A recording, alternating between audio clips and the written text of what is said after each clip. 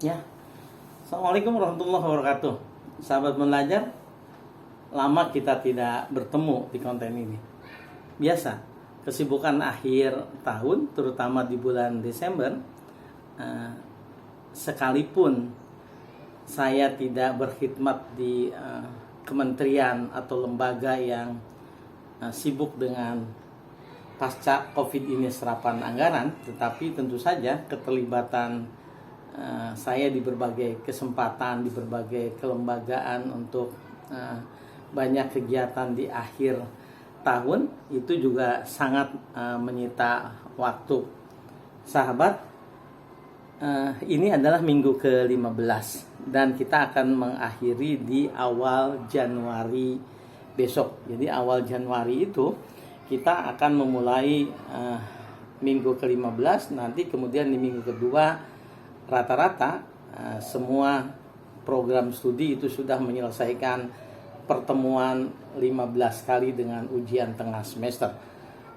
Menjelang pertemuan ke-16 ini tentu saja saya ingin menyampaikan beberapa pokok pikiran penting, terutama yang berkaitan dengan pengantar ilmu hukum. Sahabat sekalian, semester pertama, semester awal, dan di semester awal ini angkatan 2020 dan 2021 tentu saja punya keistimewaan, yaitu kedua angkatan ini sama sekali belum pernah melakukan tatap muka. Mengapa? Karena masa COVID ketika saudara-saudara masuk ke perkuliahan, tatap muka yang terbatas dan belum banyak juga perguruan tinggi yang melakukan tatap muka secara penuh di dalam 2 bulan terakhir ini, tentu saja juga masih menghalangi pertemuan kita. Sahabat, di akhir pertemuan ini saya ingin melakukan review terhadap beberapa materi yang harus dikuasai paling tidak oleh saudara-saudara yang baru saja masuk ke program studi ilmu hukum. Apa saja itu? Yang pertama, soal konsep hukum. Di pertemuan awal saya sudah menjelaskan apa yang dimaksud dengan hukum. Pemahaman yang sama atau pengertian yang sama tentang hukum, definisi yang disepakati oleh para ahli tentang apakah hukum itu, tidak pernah ada kesepakatan. Dan lebih dari 280 tahun yang lalu disebutkan bahwa para yuris noch saken de juristen ini definition ju ihrim begriffen von Recht. Apa katanya? Tidak ada satu kesepakatan dari para ahli hukum tentang apa definisi hukum yang sama itu. Mengapa? Jawabannya sudah banyak diketahui, yaitu yang pertama karena hukum itu multifacet. Hukum itu berwajah banyak. Hukum itu tergantung juga perspektif orang yang melihatnya. Di banyak buku, termasuk buku Inleiding tot de Rechtswetenschap, pengantar ilmu hukum, dari Van Apeldoorn misalnya, dijelaskan, yang diterjemahkan dalam bahasa Indonesia. Di sana disebutkan bahwa orang melihat hukum seperti kita melihat gunung. Kalau kita melihat Gunung Semeru dari berbagai sudut, itu tentu saja akan berbeda. Sama dengan juga ketika kawan-kawan di Sumatera Barat melihat Gunung Talang, di daerah Solo, Gunung Singgalang, atau gunung-gunung lainnya, termasuk Gunung Kerinci. Tergantung apakah kita melihat dari sisi timur, dari sisi barat, dari sisi utara, atau bahkan kemudian kita melihatnya dari atas dengan menggunakan drone. Tentu saja ketika kita melihat dari satu sisi terhadap gunung itu, objeknya gunung, maka hasil penglihatan kita juga berbeda. Demikian halnya ketika kita melihat hukum. Jadi yang membedakan mengapa definisi hukum antara satu pakar dengan pakar lain adalah sudut pandangnya. Yang kedua tentu saja pengetahuan, pemahaman, pengalaman hidup yang membentuk si pemikir hukum itu juga akan membedakan. Dan yang ketiga mungkin dari perspektif aliran filsafat.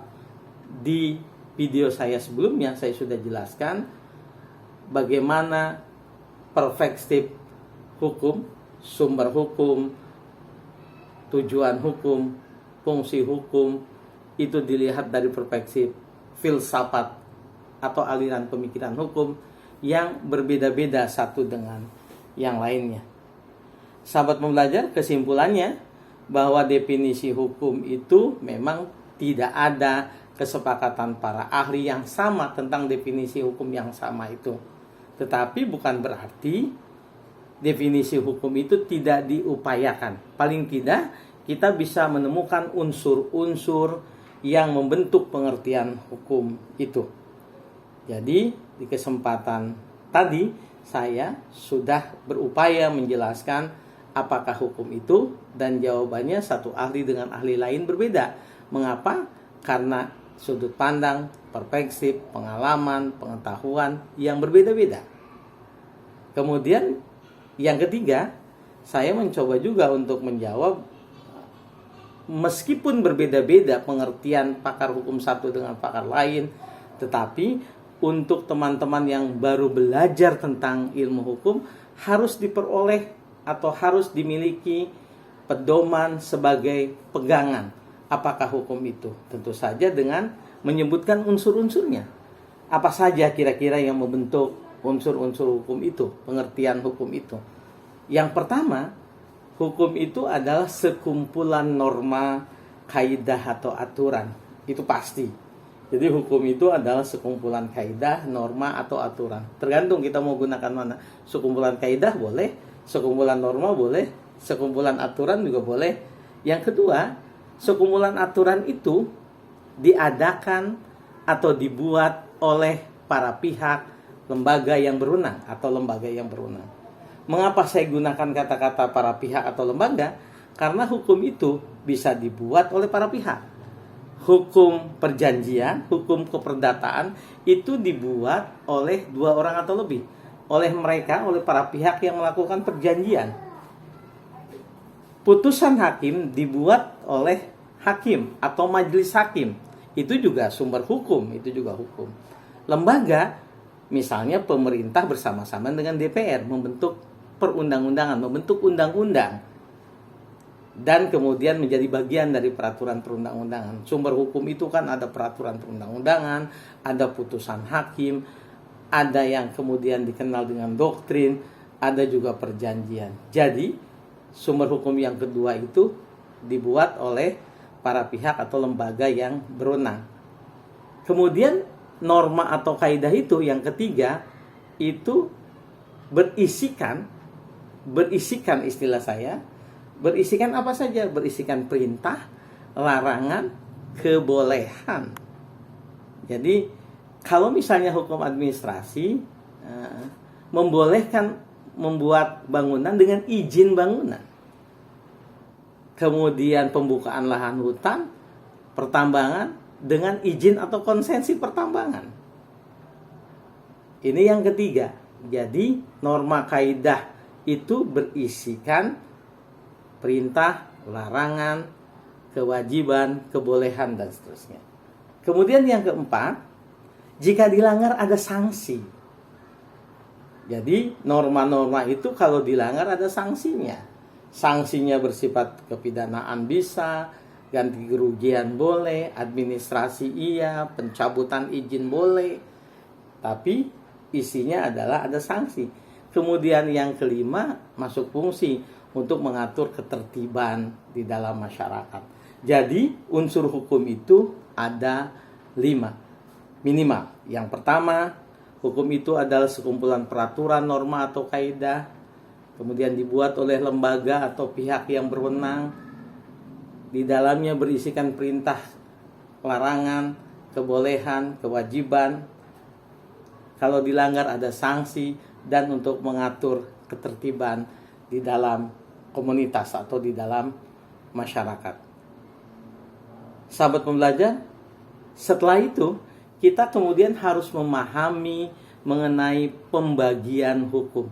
Pembagian hukum itu bisa berdasarkan sifatnya, berdasarkan tempatnya, berdasarkan waktu berlakunya. Berdasarkan waktu berlakunya misalnya hukum di masa lalu, hukum yang sekarang sedang berlaku, hukum positif atau ius constitutum, dan hukum yang akan diberlakukan di masa datang atau ius constituendum. Itu contoh pembagian hukum. Jadi ada pembagian hukum berdasarkan waktunya. Ada juga berdasarkan tempatnya. Hukum lokal, hukum tempatan, hukum adat contohnya misalnya. Kemudian hukum nasional, ada hukum regional, dan bahkan ada hukum dunia atau hukum internasional dalam konteks sekarang. Pembagian hukum berdasarkan ilmu hukum, itu kita mengenal ada hukum publik, ada hukum privat. Hukum publik itu mengatur hubungan hukum antara orang dengan negara, atau lembaga negara dengan lembaga negara, atau antar negara dengan negara. Hukum publik dalam arti luas. Dan hukum privat itu mengatur hubungan hukum antara orang dengan orang yang bersifat keperdataan. Misalnya soal jual beli, kemudian soal pernikahan, keluarga, waris, dan sebagainya. Yang bersifat keperdataan itu hukum privat. Nah, setelah kita mendiskusikan tentang pembagian hukum, sahabat juga harus memahami mengenai apa yang dimaksud dengan perbuatan, apa yang dimaksud dengan peristiwa, apa yang dimaksud dengan peristiwa hukum, apa yang dimaksud dengan subjek hukum, siapa saja itu subjek hukum. Dan di hukum perdata serta PHI, Anda mendapatkan itu tentu saja dari dosen pengantar hukum Indonesia. Sahabat pembelajar, pada bagian selanjutnya saya kemudian menjelaskan juga mengenai fungsi hukum itu apa. Fungsi hukum saya jelaskan misalnya, fungsi hukum mempertegas hak. Jadi hukum itu sebetulnya pada awalnya memastikan atau memberikan kepastian hak. Saya sering menyampaikan di berbagai kesempatan bahwa fungsi pertama hukum untuk mengatur kehidupan masyarakat itu yang memastikan kepastian hak. Saya mempunyai kepemilikan kebendaan, saya mempunyai tanah yang di sebelah kanan berbatasan dengan tetangga yang sebelah kanan, sebelah kiri berbatasan dengan tetangga kiri, di belakang saya berbatasan dengan sungai misalnya, dan kemudian di depan saya berhadapan atau berbatasan dengan jalan, atau jalan dulu baru sungai, di belakang ada tetangga lain. Tetapi yang pasti di belakang, di depan, di kiri, di kanan kita sudah ada sepadan pembatas yang memastikan hak. Hukum mengatur tentang kepastian hak. Setelah kepastian hak, lalu tentu saja ketertiban, lalu ketentraman, lalu kemudian kemanfaatan. Hukum itu juga harus mengatur atau berfungsi untuk kemanfaatan, dan terakhir tentu saja hukum untuk kemaslahatan orang banyak, ujung-ujungnya keadilan. Pada pertemuan berikutnya, saya juga menjelaskan soal tujuan hukum. Paling tidak, dari berbagai teori, tujuan hukum itu ada 3, yaitu tujuan hukum etis, yaitu keadilan, tujuan hukum yang bersifat normatif, itu kepastian, dan kemudian atau normatif dogmatik, itu kepastian, dan kemudian utility atau kemanfaatan untuk kebahagiaan sebanyak-banyaknya orang. Tentu saja pakar-pakarnya berbeda-beda. Sahabat pembelajar, saya pikir 6 bagian terpenting ini harus betul-betul dikuasai oleh sahabat semua ketika akan melanjutkan studi ke semester 1, semester 2, 3, 4, dan 5, dan kemudian Anda menjadi sarjana hukum, tetapi sebelumnya bertemu dalam kajian filsafat hukum sebagai pembulat studi. Saya pikir itu, sampai bertemu di semester yang akan datang. Mudah-mudahan Anda menguasai pengantar ilmu hukum yang saya sampaikan dalam berbagai pertemuan Zoom ataupun melalui kanal YouTube Otong Rosadi. Sampai bertemu di semester yang akan datang. Assalamualaikum warahmatullahi wabarakatuh.